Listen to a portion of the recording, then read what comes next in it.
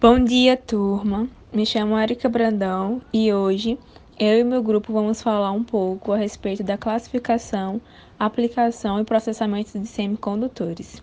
Além de mim, o grupo é constituído por Ana Letícia Anjos, Antônio de Castro, Jennifer Yolanda, Joás Vinícius, Júlia Stutz e Luana Ramos. Bom, para dar início ao trabalho, vou falar sobre o surgimento dos materiais semicondutores. Surgimento.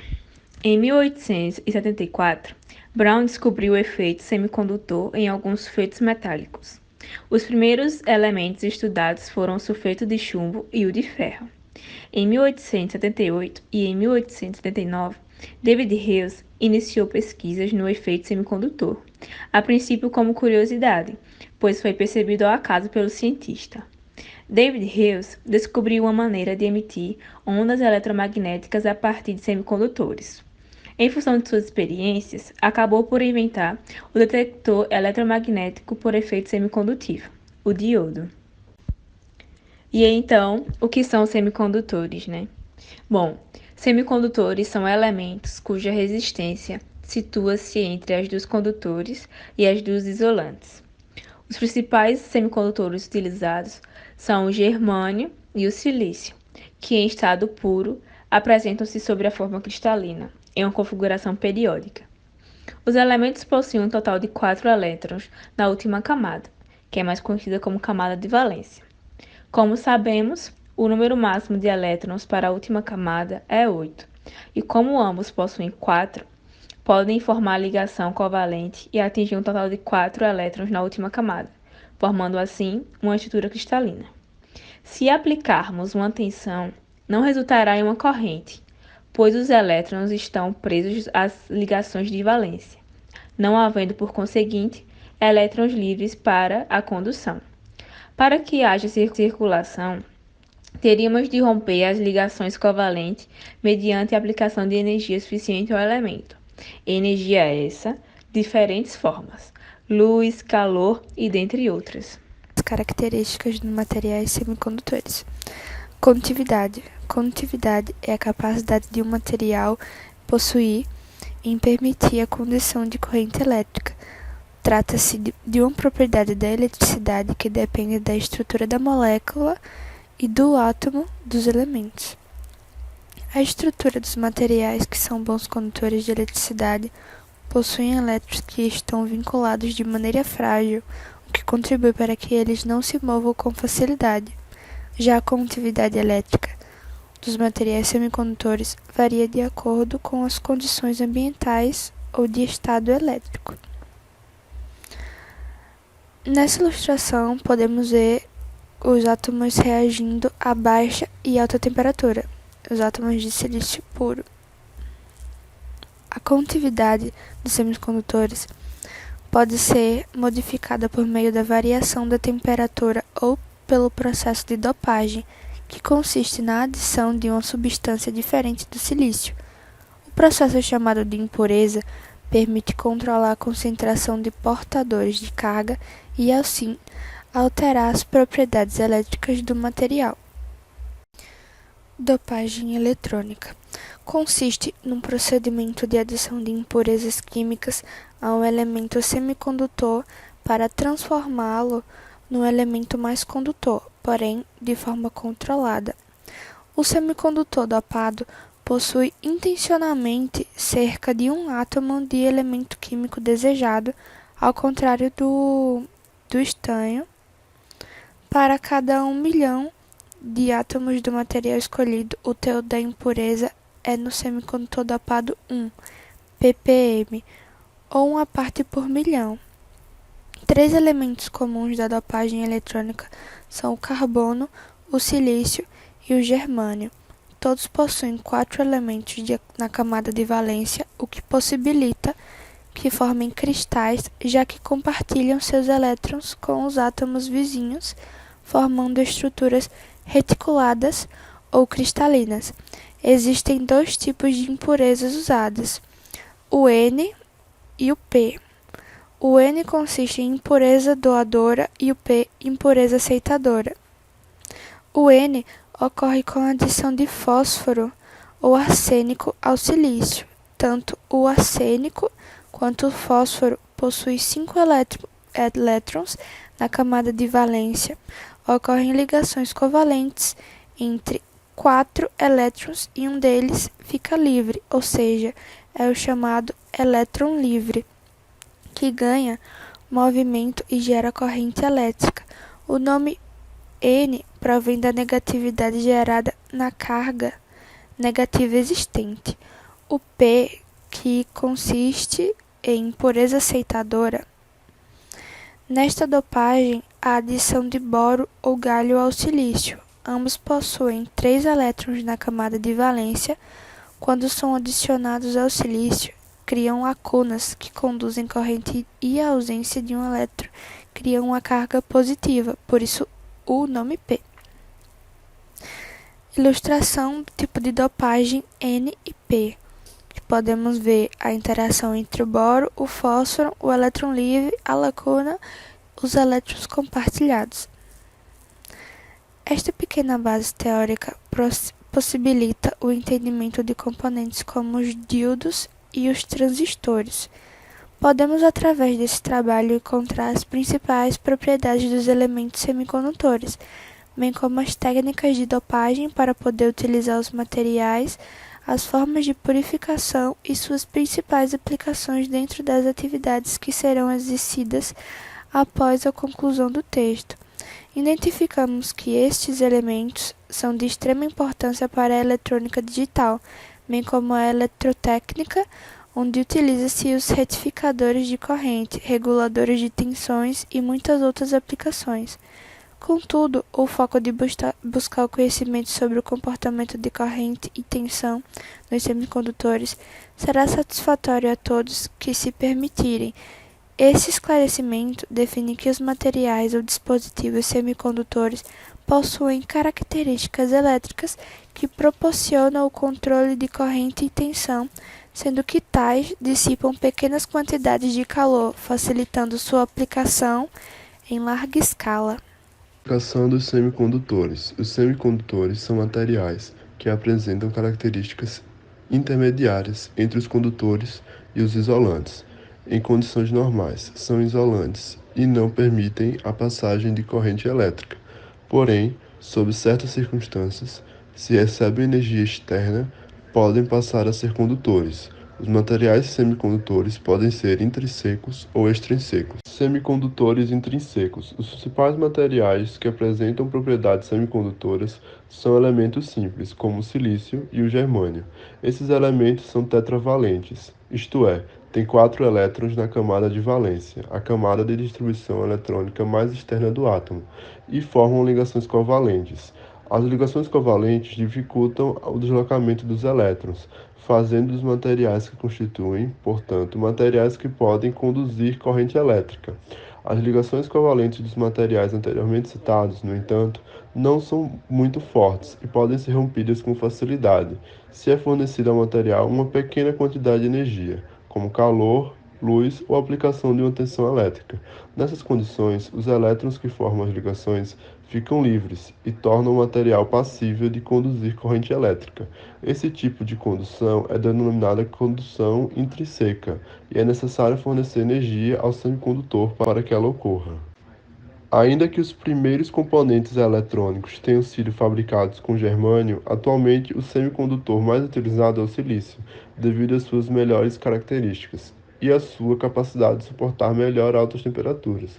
Nos últimos anos, o desenvolvimento da eletrônica tem levado à obtenção de materiais compostos com propriedades semicondutoras, como o arsenato de gálio ou o fosfato de índio, que tem, porém, uso limitado. Semicondutores extrinsecos. Os semicondutores intrinsecos apresentam uma condutividade muito baixa, fazendo com que se procurem métodos para aumentar seu valor. Essa busca tem levado ao desenvolvimento dos semicondutores extrinsecos. Para converter um material semicondutor em material condutor, pode-se fornecer a ele cargas elétricas em quantidade necessária para que haja excesso de cargas negativas, elétrons. Muitas dessas cargas podem não se encontrar emparelhadas para formar uma ligação, e como consequência, esses elétrons excedentes estarão livres ao redor dos átomos e poderão mover-se com facilidade. Haverá então condução de corrente elétrica, denominada condução extrínseca. O excesso de cargas negativas pode ser obtido introduzindo-se elementos com tal impureza, com mais elétrons na camada de valência que o do material semicondutor que serve de base. É a chamada dopagem. Essas impurezas são denominadas doadoras, e o material obtido é chamado de semicondutor tipo N. Por exemplo, o silício, que tem 4 elétrons na camada de valência, é dopado negativamente com pequenas quantidades de fósforo ou arsênio, que tem 5 elétrons na camada de valência e, portanto, um elétron a mais que o silício. Os elétrons adicionados estão livres e formam a corrente elétrica. De maneira parecida, também se pode introduzir um excesso de cargas positivas no material. Neste caso, produz-se uma falta de elétrons, ou dito de outra forma, um excesso de buracos. Por buraco entende-se a ausência de elétron, que compense a carga positiva. A presença de buracos tem facilitado a condução da corrente elétrica, pois o excesso de cargas positivas promove a captura de elétrons e permite o deslocamento deles. O excesso de cargas positivas se consegue introduzindo-se impurezas com menos elétrons de valência que o material semicondutor que serve de base. Essas são impurezas receptoras e o material obtido é denominado condutor tipo P. O silício, por exemplo, é dopado positivamente com impurezas de boro, galho ou índio, que tem 3 elétrons de valência e, portanto, um elétron a menos. Em geral, os semicondutores extrínsecos apresentam uma condutividade elétrica maior do que os semicondutores intrínsecos, e por esse motivo são mais utilizados na fabricação de dispositivos eletrônicos, silício tipo P e silício tipo N. Concluindo, nos semicondutores extrínsecos do tipo N, os elétrons excedentes se movem pelo material. Já nos semicondutores extrínsecos do tipo P, o excesso de cargas positivas equivale à existência com facilidade de buracos, que propiciam a movimentação de elétrons e a condução da eletricidade. A fabricação de dispositivos semicondutores é um processo para criar chips de circuitos integrados que estão presentes em aparelhos elétricos e eletrônicos, ou seja, é uma sequência de passos múltiplos de processamento fotográfico e químicas, durante o qual os circuitos eletrônicos são criados gradualmente sobre uma bolacha de material semicondutor puro.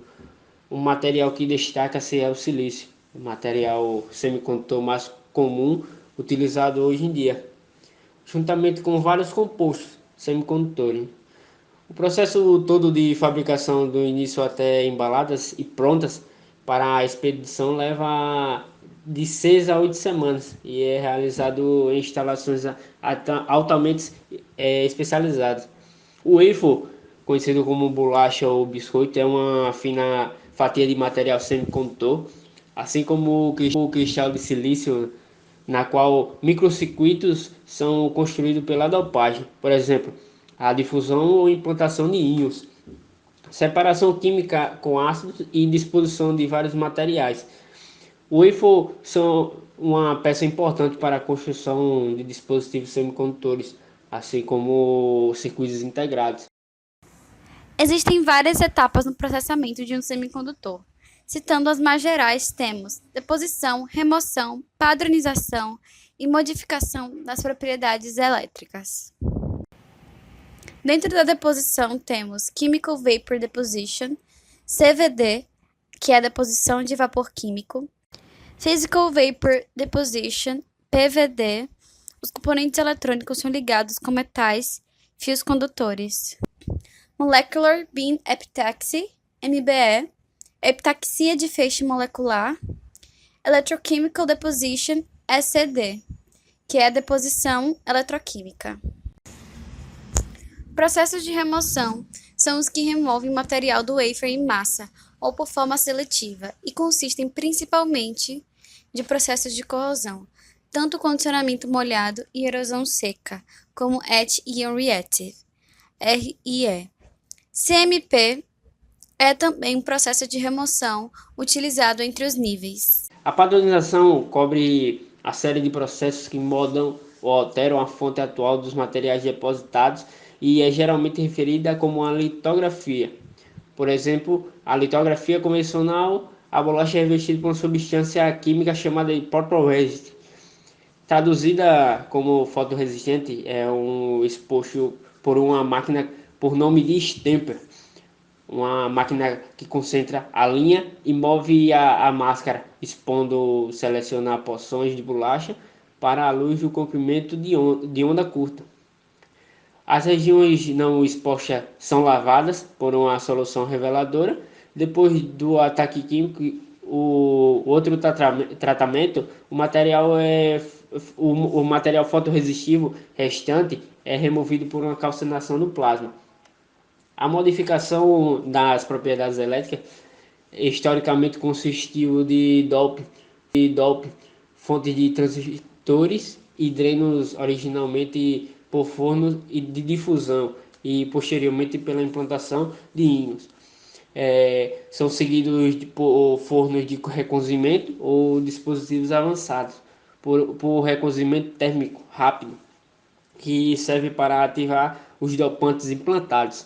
A modificação das características elétricas agora também se estende por uma redução da constante dielétrica em baixo K, materiais isolantes através da exposição à luz ultravioleta do processamento.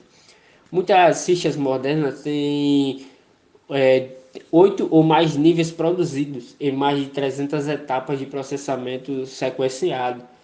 Por fim, tem a parte do teste. Uma vez que o front-end foi completado, os dispositivos semicondutores são submetidos a uma variedade de testes elétricos para determinar se eles funcionam adequadamente.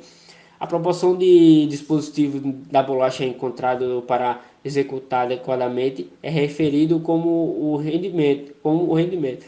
Uma vez testada, as bolachas boas são embaladas e as ruins são quebradas em fileiras individuais. O que torna os semicondutores tão úteis é que os engenheiros controlam suas propriedades e comportamentos elétricos durante o processo de fabricação. Um exemplo de semicondutor é o arseneto de galho, material que permite a transmissão de dados com muita mais velocidade do que os semicondutores de silício. Existem vários lasers que operam nas diferentes gamas de transmissão dentro de aparelhos leitores de mídias físicas, e todos eles são criados a partir de ligas metálicas e o galho está presente neles. Além disso, há vários tipos diferentes de LEDs no mercado e alguns deles são criados a partir de arseneto de galho. Em todos os casos, há emissão de luz com bastante eficiência e isso pode ser aproveitado muito bem no mercado de tecnologia. Já o nitreto de alumínio é presente na fabricação de circuitos integrados que geram elevada quantidade de calor em operação. Suas aplicações concentram-se principalmente na fabricação de dispositivos eletrônicos como substrato e material de encapsulamento para dispositivos eletrônicos, além de ser empregado na fabricação de absorvedor de calor, espalhador de calor para laser, ferramenta de corte, entre outros. Também é utilizado na área de ondas acústicas de superfície e aplicações para altas frequências, como por exemplo telefonia celular. Seu uso é muito abrangente e pode ser igualmente manuseado na passivação de semicondutores, ressoadores de filmes finos, dispositivos ópticos, acústicos, dispositivos microeletromecânicos, dispositivos sensores de pH e dispositivos metal isolante semicondutor. Agora, falando sobre o silício, esse elemento é utilizado em células solares de silício cristalino convencional e em sua forma amorfa como silício amorfo em células solares de película fina. Fácil de fabricar, o silício possui boas propriedades elétricas e mecânicas, além de formar óxido térmico de alta qualidade para fins de isolamento. É o material mais comum utilizado na fabricação de circuitos integrados e energia fotovoltaica. Com o silício puro, é possível obter lâminas extremamente finas que são utilizadas na produção de chips com dimensões cada vez menores, usados em circuitos integrados de computadores e outros. O selênio é utilizado como semicondutor em células solares, em televisores, em copiadores, entre outros. Possui tanto a ação fotovoltaica, que converte luz em eletricidade, e uma ação de fotocondutor, que a resistência elétrica diminui com o aumento da iluminação. Ele também pode converter eletricidade AC, DC para energia elétrica, por isso é amplamente utilizado em retificadores. O selênio é também utilizado como um aditivo para produzir aço inoxidável e é frequentemente utilizado na fabricação de transitores para computadores, telefones celulares e jogos eletrônicos portáteis. Então, como já foi abordado no trabalho, os semicondutores estão presentes em todos os aparelhos eletrônicos, sendo na maior parte das vezes o silício. O impacto do estudo e conhecimento dos semicondutores é definitivamente um marco histórico, já que sem eles não haveriam computadores, celulares e outras centenas de aparatos tecnológicos presentes no cotidiano de todos nós. E com essa contínua pesquisa sobre propriedades, que cada vez mais a tecnologia avança, construindo desde lâmpadas até marca-passos, por exemplo, chips e processadores de tamanho micro, macro, até nano, o que permitem melhorias que vão desde as áreas de atuação até a própria qualidade de vida humana, desmistificando sempre barreiras antes tidas como impossíveis de superar. Obrigada pela atenção e até a próxima.